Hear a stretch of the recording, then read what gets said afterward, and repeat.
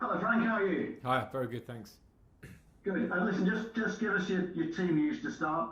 Sorry to start with some housekeeping, but how are things with Havertz, Pulisic, Thiago Silva, of course, didn't travel to Newcastle.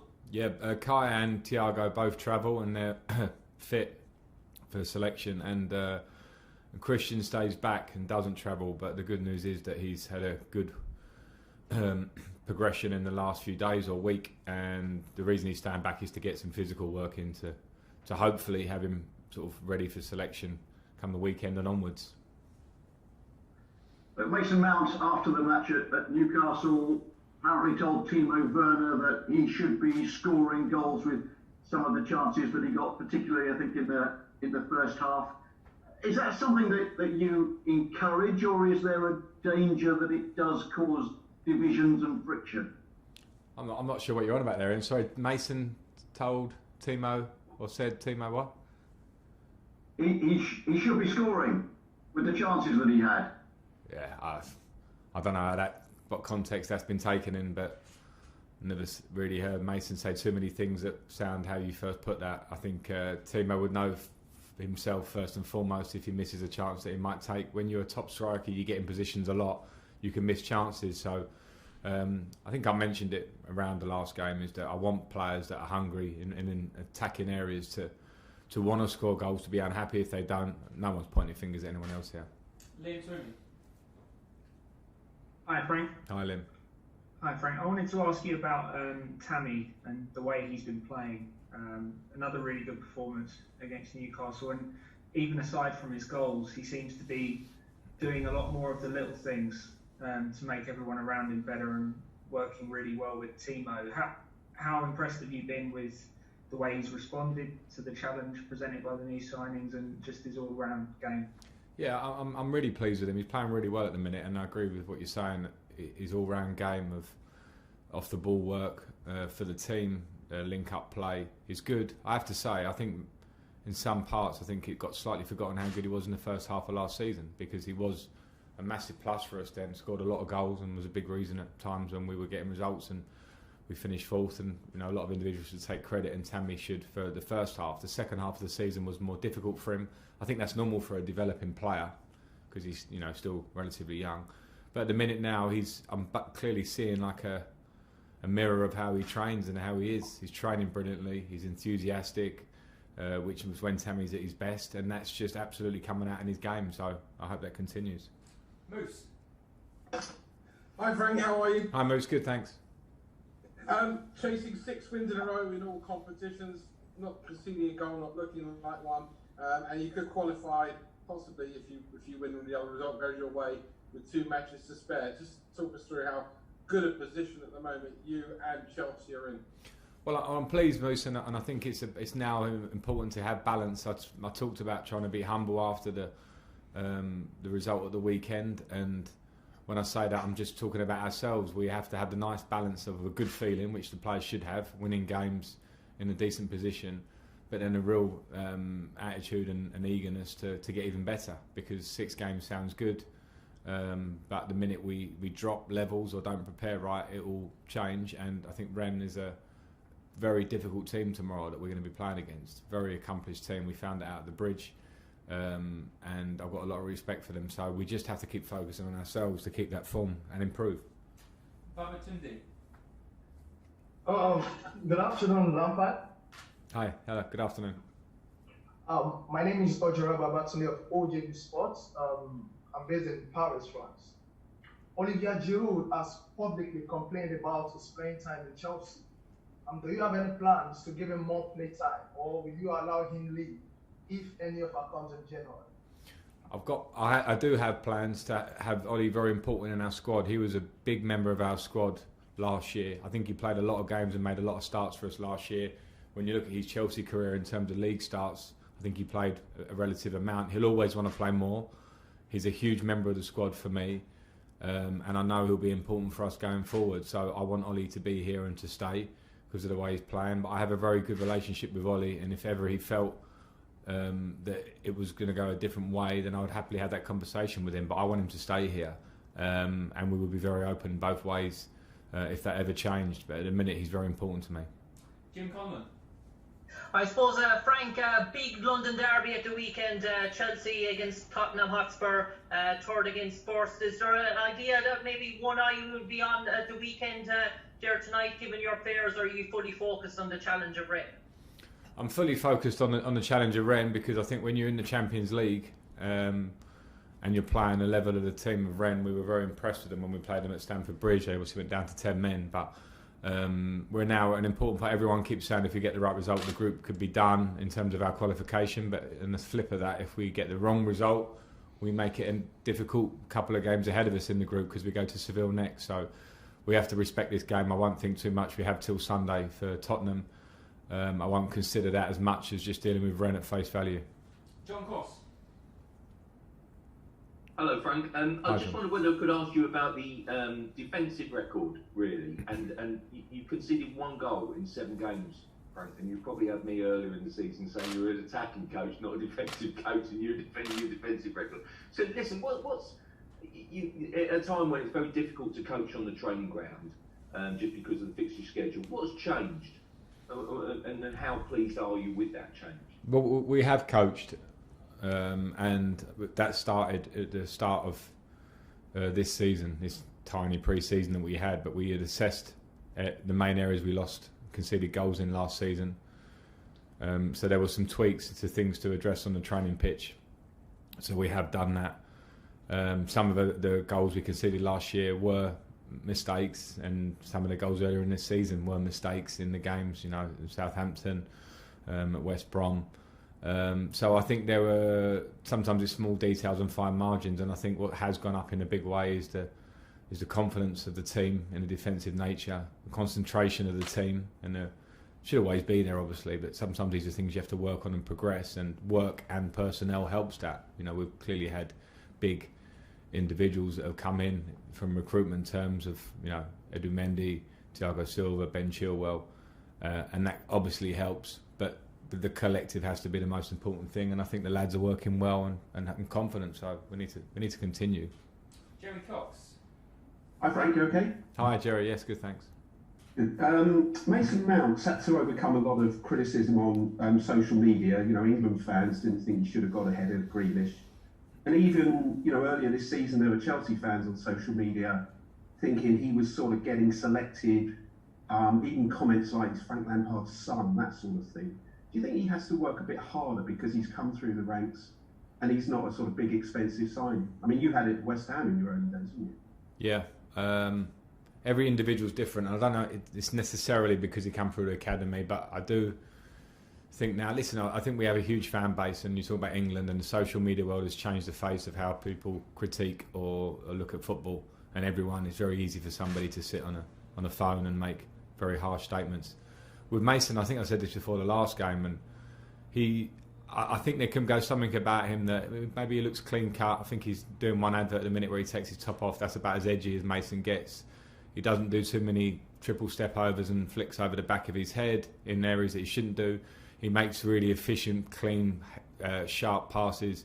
He presses as well as any midfield player that I've worked with or played alongside, and does 100 things within his game that impress the managers that he works for. So I think it's very easy and casual because he hasn't got an Instagram reel of those kind of flicks, and it's different type of football. I think it's easy that people can bracket him off.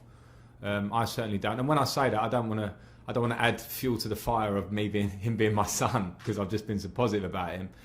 Because I know Mason has got a lot to improve on, and then that's what takes you on to his attitude and his desire to improve. He can score more goals, he can make more assists, but he's a quality football player who's only going to get better, and that's how I feel about him. But make no mistake, Mason Mount or any player in this squad will not be getting any form of favouritism from me about playing the position when there is competition in this squad. We need to have a driven competition amongst everybody in the squad, and midfield areas I've got options, in wide areas now we have options where we had injuries earlier in the season, so it's competitive for everybody, and nobody gets the edge from me other than on how they train and how they perform. Loic Willie, RNC. Hi Frank, a question about Thiago Silva.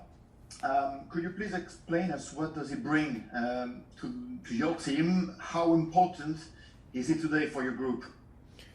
He's very important, and he's become very quickly important for us.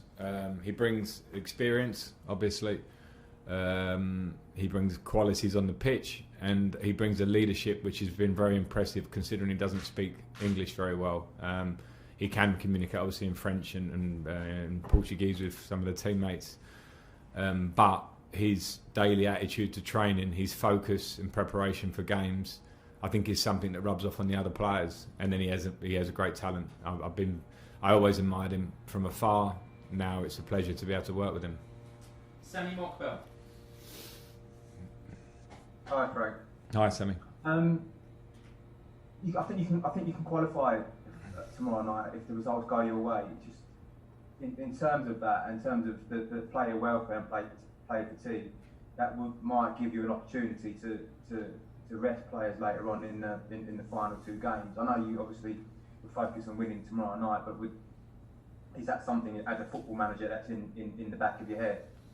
Yeah, I mean, I've just looked at the schedule through December, and it's brutal. You know, we're doing a job that we love and we want to play regularly, but some of the games, particularly around Christmas at the moment, I hope it changes. We're due to play Arsenal on Boxing Day, and then Aston Villa, I think 2 days later, when that game can easily be pushed 1 or 2 further days later, or things like that have to make sense. But I have to be aware of that. So yeah, we first and foremost, we need to prepare up for this game to try and win it, which is going to be a really tough challenge. But of course, if we were to make one step into the next round, then it would be opportunities maybe to look at players that need game minutes or to rest players. But we would still want to win this group, and no matter the result tomorrow, we still have to go to Seville in the next game. So I think it's going to be competitive throughout, really. And I'm confident in the squad. Even if I make rotations, I do that sometimes to keep us as strong as we are, or even improve us. So yeah, those things will come into my thinking.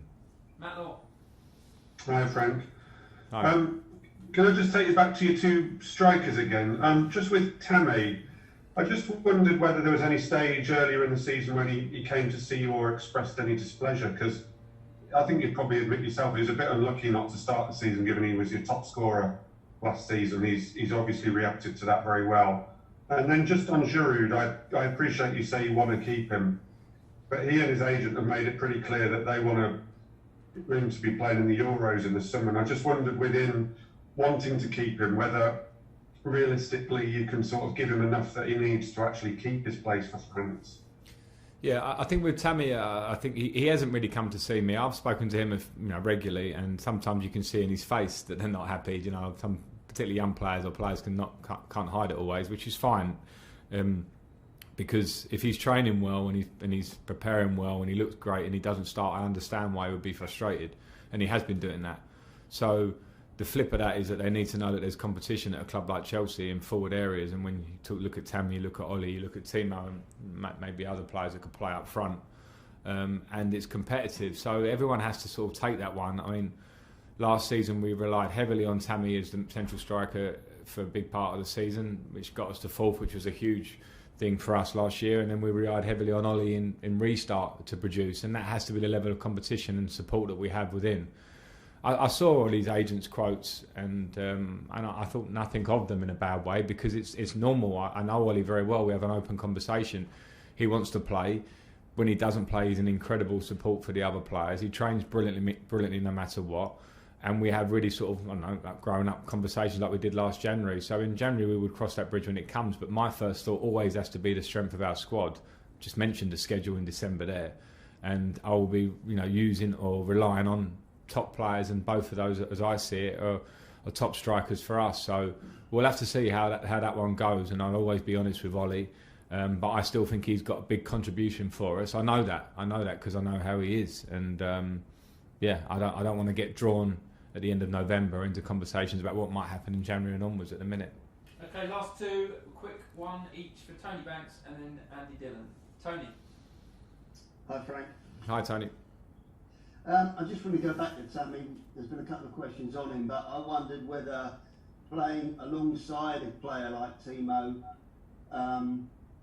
is making him a better player in terms of watching a world-class striker like Werner in operation.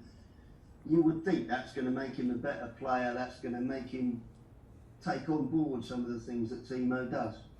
Yeah, I think when we brought in obviously a few players in attacking areas, Hakim Ziyech as well has had a big impact on the other side recently, and we have players here already in those areas, and the whole point of bringing in players is not only that recruitment of bringing in the qualities of Timo for what he'll give us, but to lift others around him by link up on the pitch or by squad competition. That means people will have to show. Now we do have more options, or I have more options in forward areas, and I need good reactions, and Tammy's just shown a brilliant reaction in terms of how he is, and he needs to be on that edge. All the young players need to be absolutely on edge daily to push themselves to try and be playing in this team, and then when they play like Tammy is at the moment, he starts making my decisions easier because he's playing so well. And yeah, I think linking up with people like Timo will obviously help, but first and foremost it always has to be about the player himself, and Tammy should take credit for his start and understand that he must now, next challenge is to remain consistent, and if he looks at last season, I think he'll see that as well. Last question, Andy Dillon. Hiya Frank, can you hear me okay? Hi Andy, I got you. Hiya. Just wondering, last week a lot was made of the fact that the fixture list was unkind to Chelsea. Just looking forward now, and with the European games, as I said, panning out, has it been a bit kinder to Chelsea this week, given you've got a huge game against Spurs on Sunday, you've got 2 days advance on them, if you like, and your players left more than 48 hours. And do you have any sympathy for Spurs in that regard? Because I know you're smiling. Somebody somewhere is going to bring it up later this week. I'm sure he will. So I just wonder if you have a bit of a sense of solidarity with them. Yeah, always. I couldn't sit here and maybe complain the other way around. I know that it can be when you're looking at fixture lists, you can. I'm talking already about December, and there's some really difficult moments for us. This week we'll see. I think it's difficult to speak before we go into the games. We go into a very tough Champions League game. I'm not sure with the Europa League in terms of what team Jose can pick. He's got a very strong squad and can make rotations, so that remains to be seen. I think they're in a strong position in their group and pretty healthy position.